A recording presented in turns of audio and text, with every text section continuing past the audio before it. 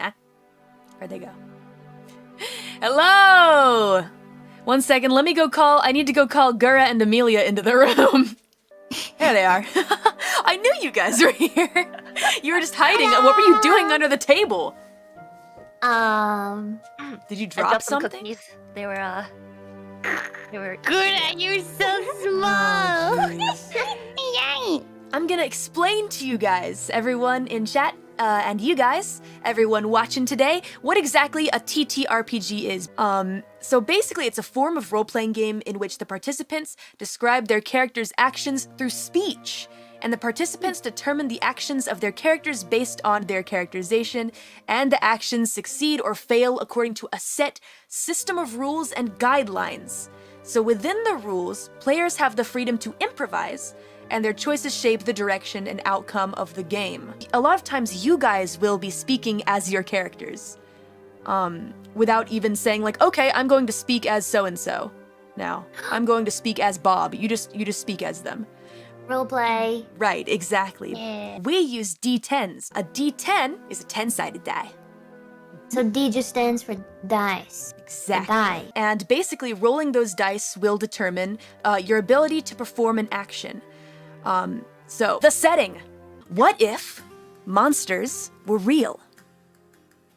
Not as abominations lurking in the shadows, but cunning predators hiding in plain sight, influencing every aspect of our world in ways we would never dare to imagine.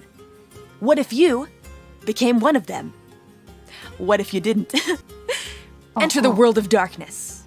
In the world of darkness, vampires, werewolves, and monsters of many different kinds are all living among us. An entire supernatural world hidden in plain sight. Amogus. Amog. Yep.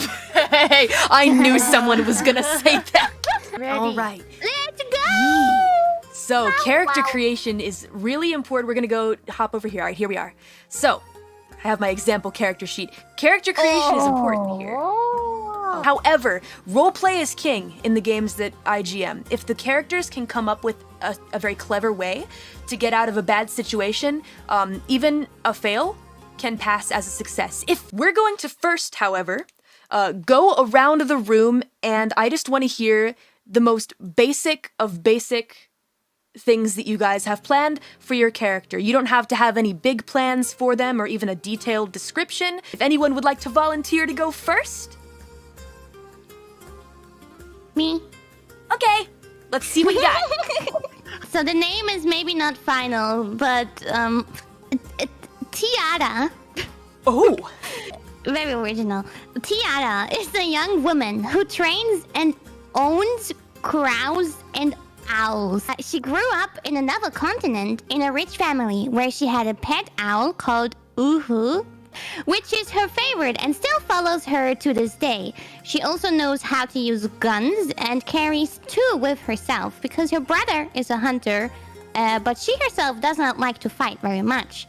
She mostly does it to protect herself and her birds. She originally came to this continent to find more rare species of birds and, you know, train them and own them.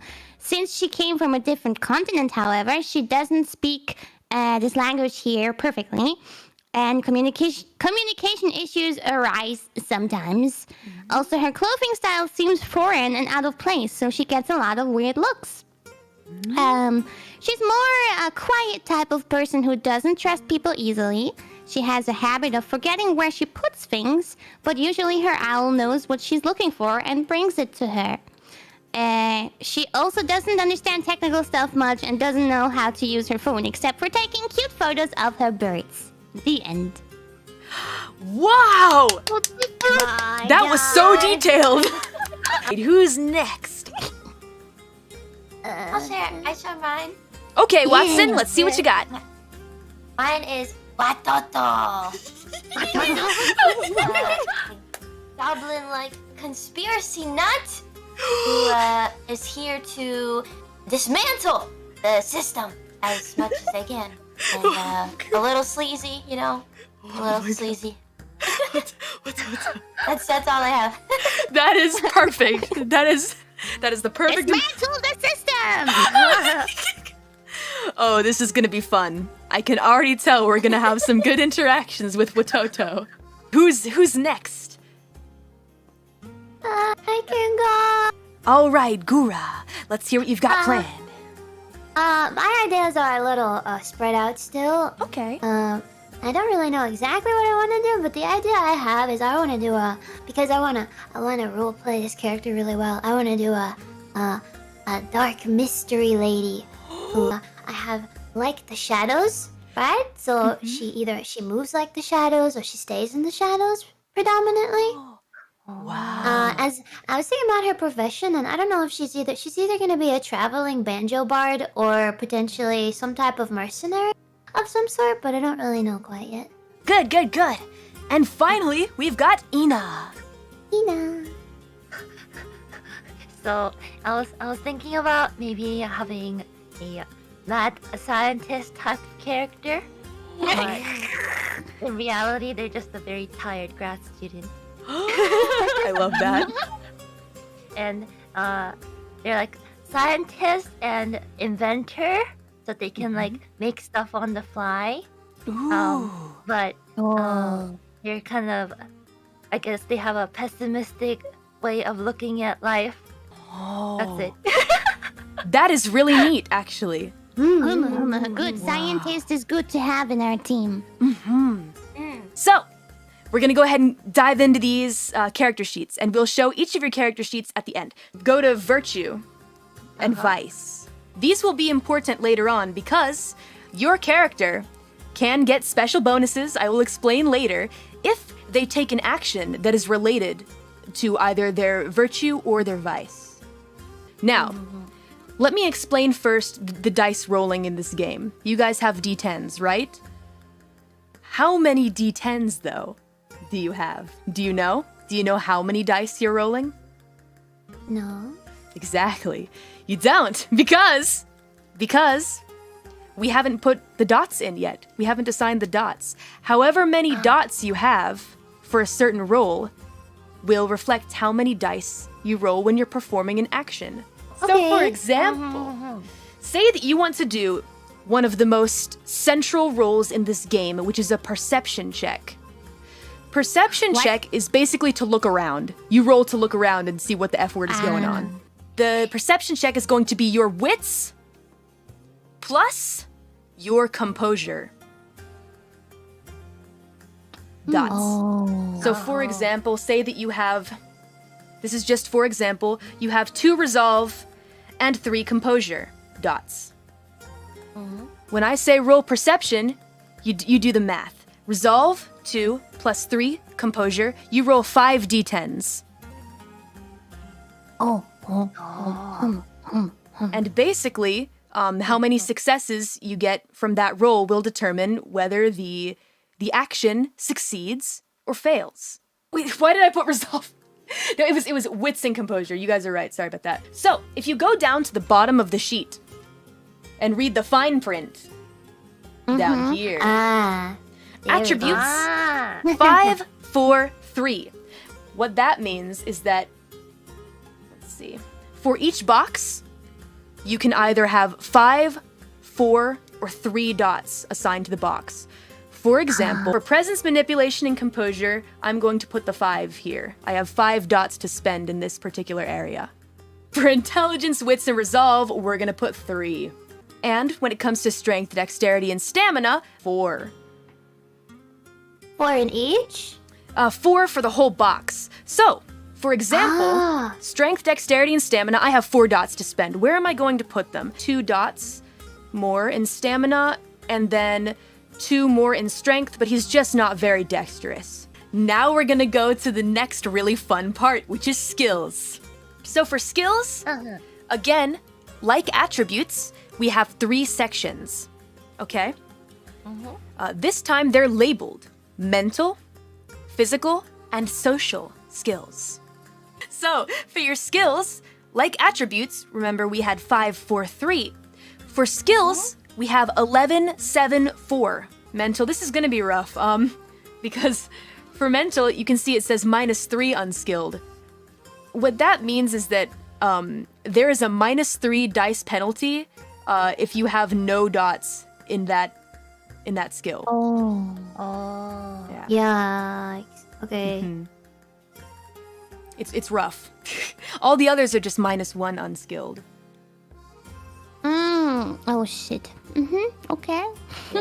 Let me give you like a little example of what this means for you in game. So let's say you're playing a grandma.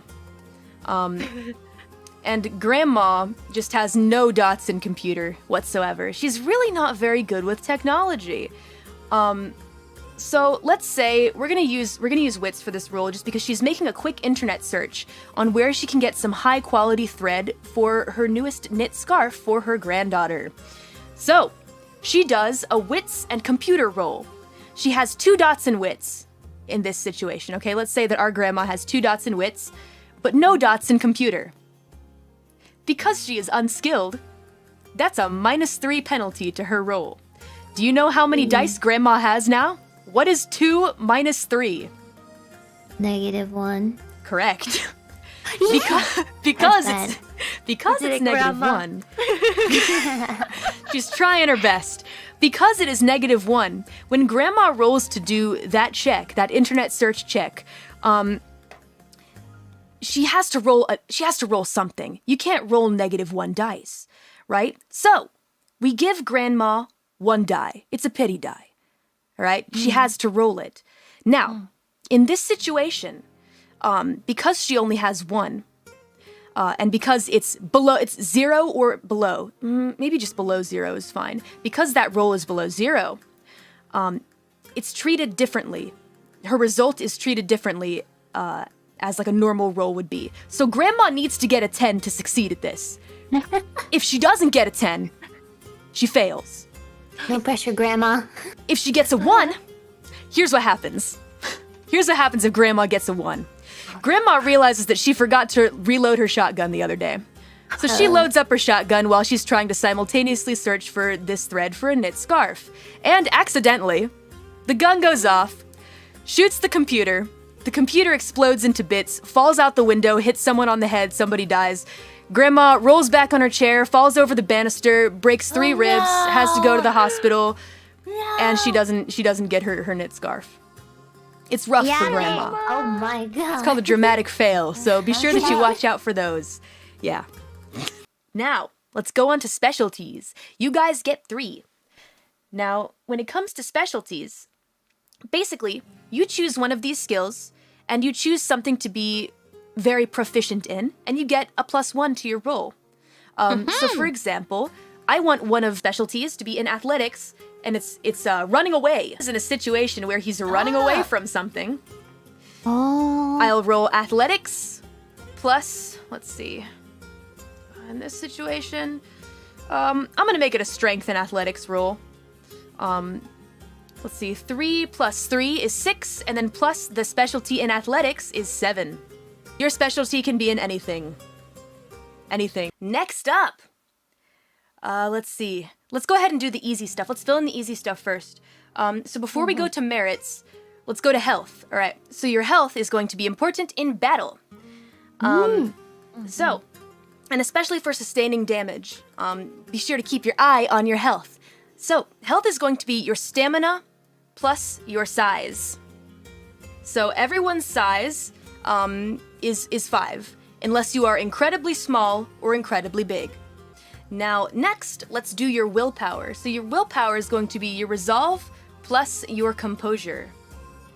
Willpower is important because you'll be able to add extra dice to your pool if you use one of your willpower dots. You can regain willpower, thankfully. Now, next up, everyone's morality starts at 7. So you can just go ahead and put that right there. You really don't want it to fall down too far. Why not? Because if you hit 1, you might just one day wake up and decide it's time to slay your teammates. Oh, that sounds fun. But if It's you more slay your scale than that teammates, kind of then do you win the game? No, I would say you definitely, I mean, you maybe win the game, but the others most certainly do not.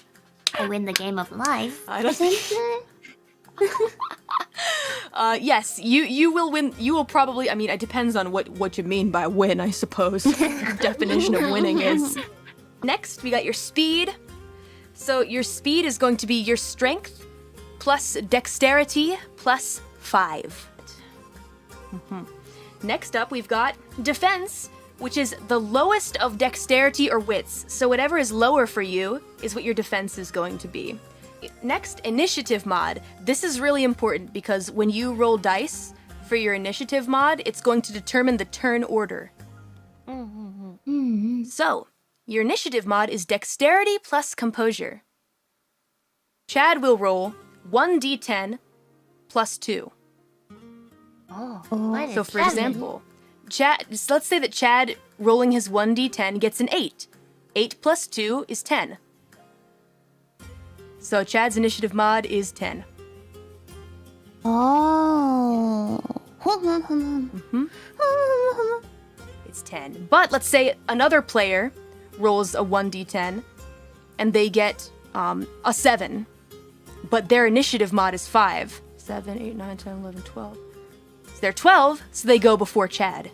Because they have 12 and Chad has 10. Now let's go on to merits.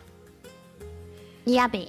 Oh, merits. There are a lot of merits. I'm gonna go ahead and link them again for you guys. You get 7 points. So you see the list that I sent you? Uh-huh. Look where it says rating by each of the merits. So ambidextrous takes 3 dots. Okay, so I can add them up until I have 7 points there. Exactly. Ground and pound. Ground. Are you kidding? Watoto. I remember the good old ground and pound. Are your flaws? Flaws are fun because you get more points to use in your merits if you have flaws.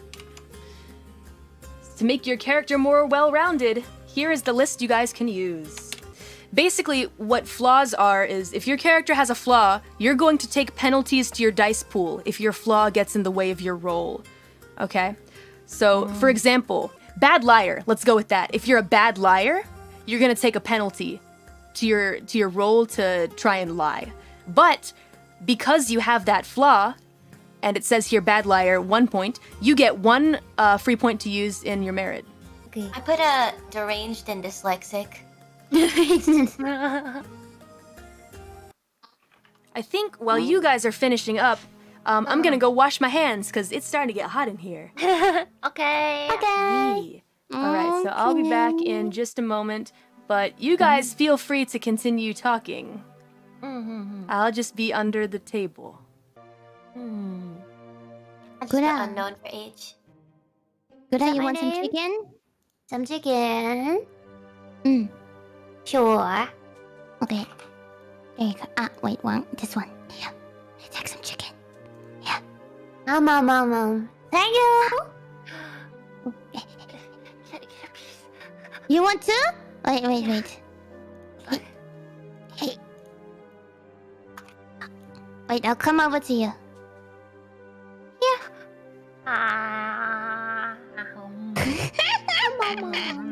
Yummy. Fresh hungry. chicken from... sorry, not chicken. Totally not chicken. Fresh? How long have they been in your hands for? Are you sure it's fresh?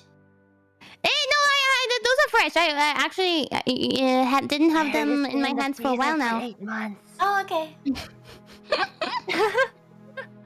I just ordered some fresh ones. Also, who wants to fight? Fight me! Wait, hold on.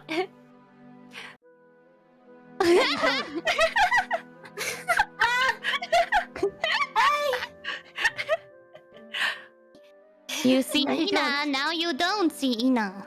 Wait, me with tentacles. Look at that. How does that look? Guess who's back? Back again. Callie's back. Tell a friend. Guess who's back? Guess who's back? Guess who's back? We can't continue. Let's start with Gura. Gura, I'm Mm-hmm. definitely needing to go back and fix this a bit. No worries. All right, let's see what we got here. Mystery Dark Lady, I like it. All right, we'll get that name a little bit later. So let's see. With Breakers, Virtuous Hope, Vice's Wrath, very nice. Let's see. Mental, you got the 4 dots in mental. Great. Crafts, paper, looking good. A little in medicine, a little in science. Then for physical, we got 1, 2, 3, 4, 5, 6, 7. Very good. Yeah. Stealth, shadow. Okay, so you can stay in the shadows. Yeah. Kind of thing. I see. Very nice. And then let's see. For social, let's see. 1, 2, 3, 4, 5, 6, 7, 8, 9, 10, 11. Very good. Persuasion, social maneuver. Okay. I got that. Done. Next up, we're gonna go and hit up Ina's sheet. Oh. All right. Let's see. Mad Ina? scientist Ina. All right. So we got the homie. You will be all right. Come on! You got me there. You got me there. Come on! Yes. Virtue, temperance, vice is sloth. Very nice. Mental, 11. Whoa. Ooh, strong craft skills. Craft your sense. Very good. Computer, academics, investigation, medicine, first aid. This will be helpful. You all will be very thankful for this in the future. Excellent. All right. Looking good. Next we got physical. Drive, aggressive drive. Survival 1, weaponry 2. Looks good. All right. I love the idea of your character being like jumping into the front seat for many of your adventures. I can see it happening. High speed chases. I anticipate them. And let's see. Social 4, 1 for animal ken, expression, persuasion, and subterfuge. Okay. Next up, let's go ahead and get to Kiara. Okay. Virtue, prudence. Then for mental, we've got 4. Okay. Academics, and then 3 in crafts. Physical. Okay. Physical is the big boy trait here. Yeah. Athletics 2, firearms 4 with gunslinger, survival outdoorsman with 2, and weaponry 3 dots. Very nice. And let's see, social burb communication. Yes. That's a big one. Very good. And empathy 3. Okie dokie. Watato time. All right. Oh my gosh. Ooh, I'm very excited. I love how it's like typed out, but then you just wrote over it. And... Looking good. Looking very good. Faith, greed, investigative, goblin-like. I can envision this character already. Profession, herbs.